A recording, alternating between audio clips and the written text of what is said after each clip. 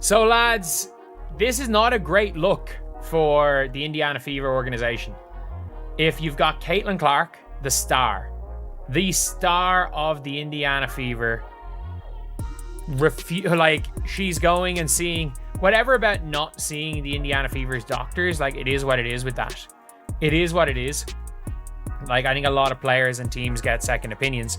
But if you haven't seen here, Stephanie White says there's no update on Caitlin Clark or potential timeline. She met with another doctor, but White says she hasn't spoken with the trainer. Caitlin Clark didn't make headlines this week by draining threes or breaking another scoring record. She did it with silence. A silence that echoes louder than any game-winning buzzer. For the first time since she stepped onto a WNBA court, Clark has cut off all back and forth with the Fever's medical team. The franchise's brightest star, the one whose very name fills stadiums and turns regular season matchups into primetime spectacles, has hit the brakes. She's not texting trainers. She's not checking in. She's drawing a line in the sand saying, enough is enough. That's not just a personal protest. It's a power move. The kind that stops an entire league in its tracks and makes everyone wonder, how did things get this bad? Pretty much kind of leaked out the bag to the team that she was kind of going to get a second opinion. To me, an athlete like Caitlin Clark on her level, she should have been getting these second opinions. She should have been hearing from all these other doctors, man. But Stephanie White spoke to the media yesterday. She really didn't give a whole lot, but she did say that Caitlin Clark was in New York meeting with other doctors. Now, with all of that being said, what does the timetable look like to me for Caitlin Clark coming back? I keep telling y'all, around the 17th to the 30th of August. Let's be real. This wasn't a snap decision. Clark's frustrations didn't build up overnight like a rainstorm. They piled up day after day, missed play after missed play. Indiana's front office kept treating her like a spare tire, plugging her into lineups, glossing over injuries, and assuming she'd always bounce back. But every athlete, even a phenom, has a limit. Behind the scenes, the locker room buzzed with tension. Trainers second-guessed. Coaches whispered about rotations. Through it all, Clark just kept showing up.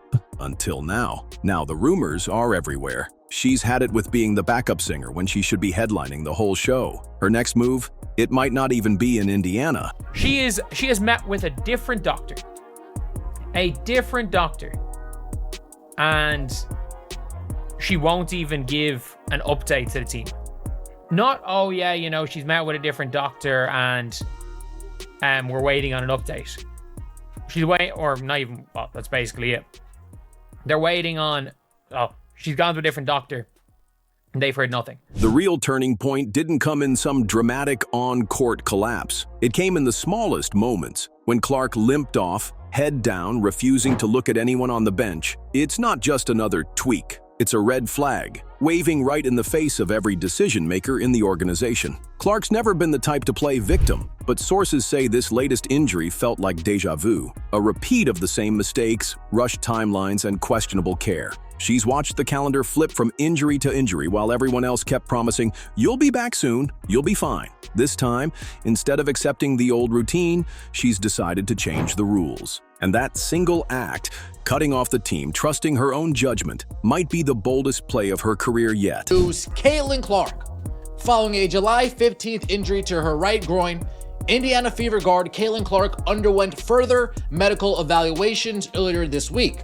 The team can confirm that no additional injuries or damage were discovered through the evaluations. Clark will continue working with the Fever medical team on her recovery and rehabilitation, with the priority on her long-term health and well-being.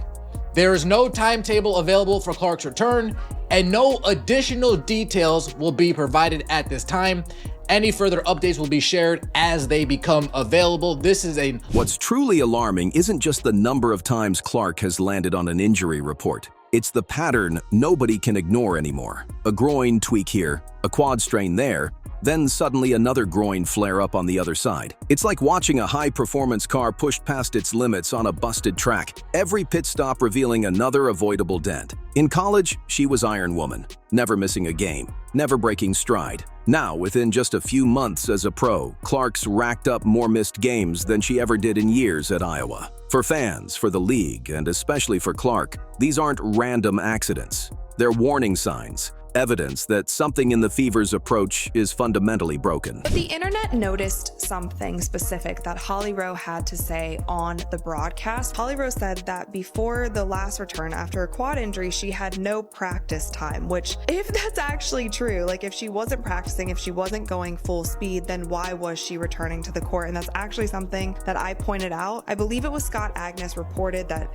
Caitlin had gone full speed in practice, but there was only one practice that she had gone full speed, and then she returned to play. The straw that snapped wasn't a single play, but a series of choices that left Clark feeling like a pawn in someone else's game. After her last groin pull, she was back on the court before her sneakers had even cooled off. But as soon as she tried to push through, her body gave out again. Insiders say that was the final straw. "I need real answers, not band-aids," she reportedly told the front office. Instead of checking in with team doctors, Clark has started reaching out to independent specialists. No more injury updates, no more trust. She's building her own support system, one that doesn't include anyone in a Fever polo shirt. For a star of her caliber, that's a signal flare. She's taking control, and the old playbook is out the window. Clark's team has made it known we are going to be holding her out until she is fully recovered. We are not going to be rushing her back at all.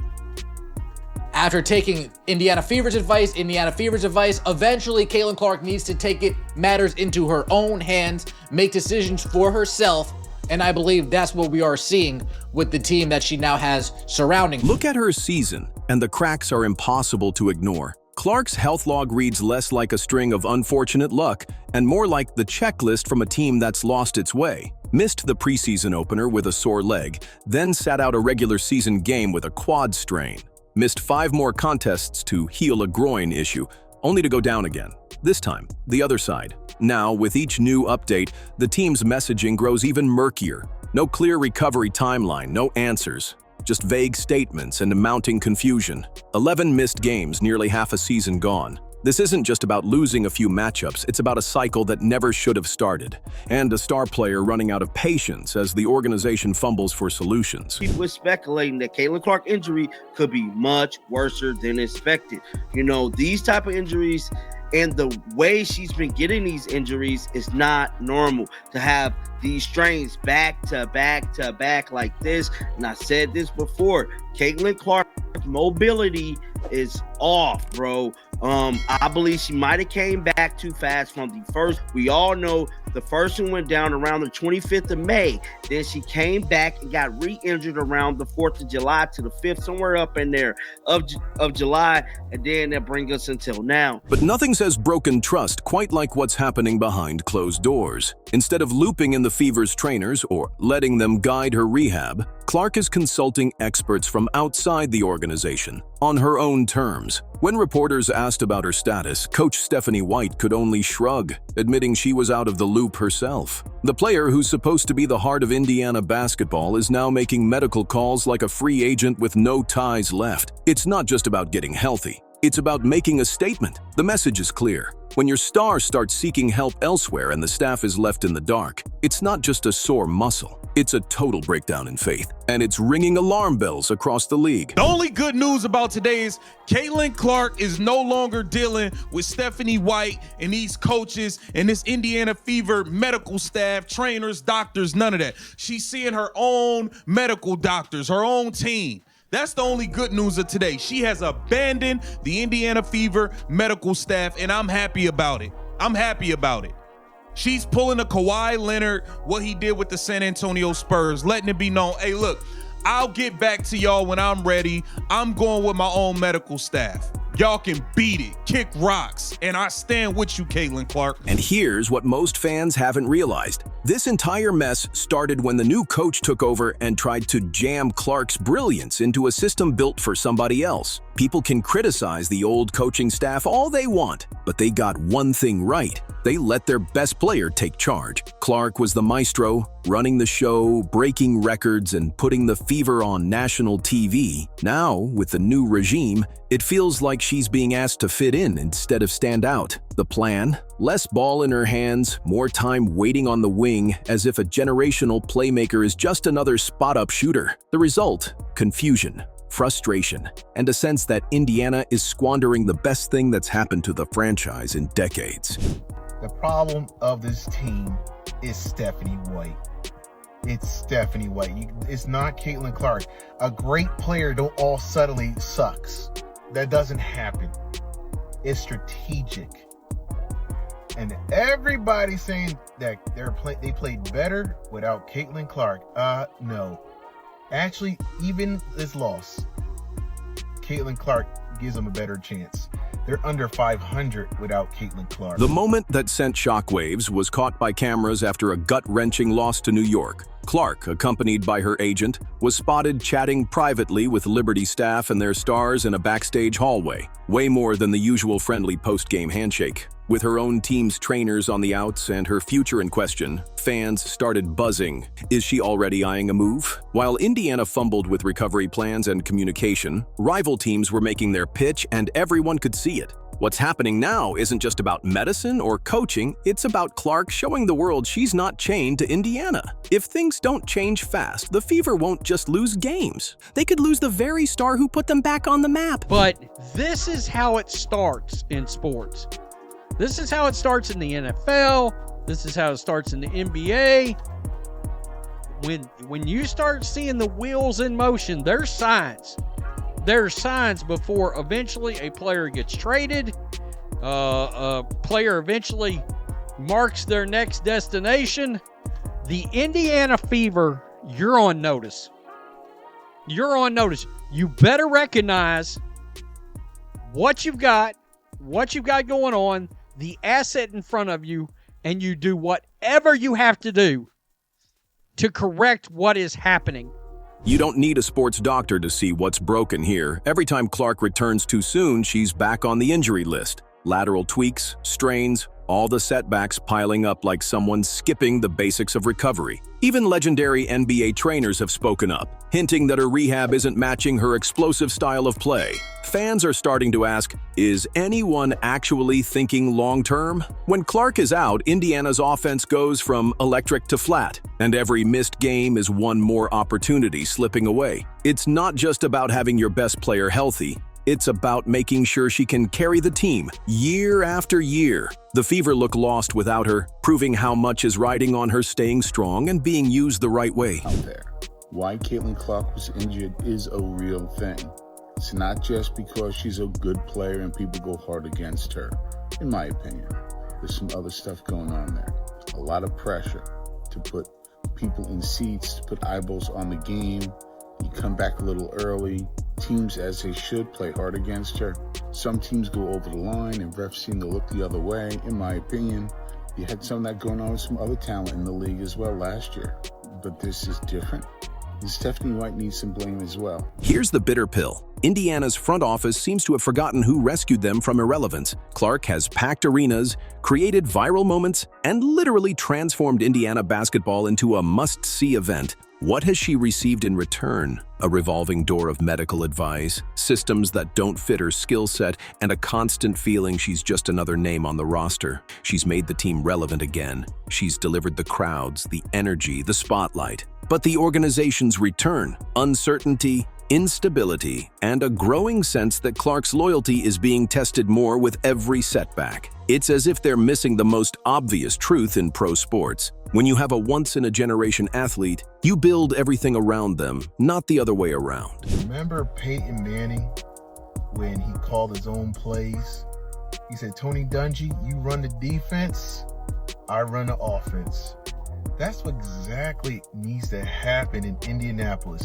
Caitlin Clark is literally Peyton Manning.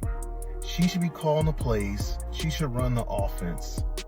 And Stephanie White called the defense. What hurts most for fans is knowing these are Clark's golden years, her prime, her window to make history. Instead of celebrating highlight after highlight, Indiana's stuck playing catch-up, chasing answers for basic questions that should have been solved months ago. Every missed game isn't just a lost chance for a win, it's a lost chance to build something legendary. And while other franchises are quietly circling, preparing their pitches for the moment Clark becomes available, Indiana's stuck on pause, wondering if they're about to watch their superstar slip away. These prime years won't last forever, and if Indiana can't figure it out soon, Clark's next highlight might be in a different uniform. There is a WNBA team that have been very, very, very much in, like, they made it clear that they want Caitlin Clark, or they're eventually going to want Caitlin Clark. Along those lines, they made it very, very clear. And that team is the New York Liberty. I think there is a 50-50 chance Caitlin Clark leaves Indiana after a rookie season. No, after rookie contract is up.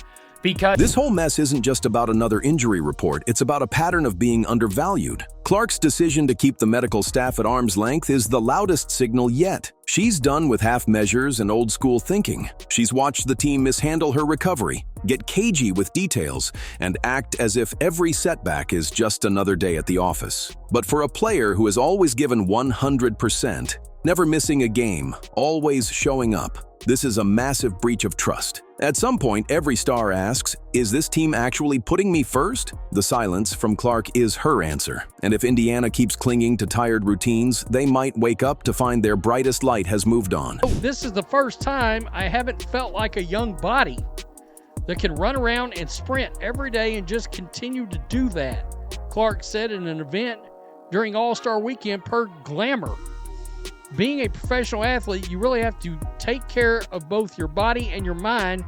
It's been a journey learning about that. Just watch Clark's body language and you'll see the whole story. She sits on the bench, jaw set, eyes distant, barely acknowledging team officials. Her focus is somewhere else, maybe on recovery, maybe on a future that's suddenly wide open. She's consulting her own team of specialists, making connections around the league, and keeping her options open in a way that speaks volumes. These aren't the moves of a player who's locked in for years to come. If the Fever can't get their act together, medically, strategically, and culturally, they risk losing more than just games. They risk losing the most electrifying player they've ever had, and the shot at building something truly historic. For Indiana, the warning lights are flashing. Time is running out, and Clark's patience might be the next thing to disappear for good.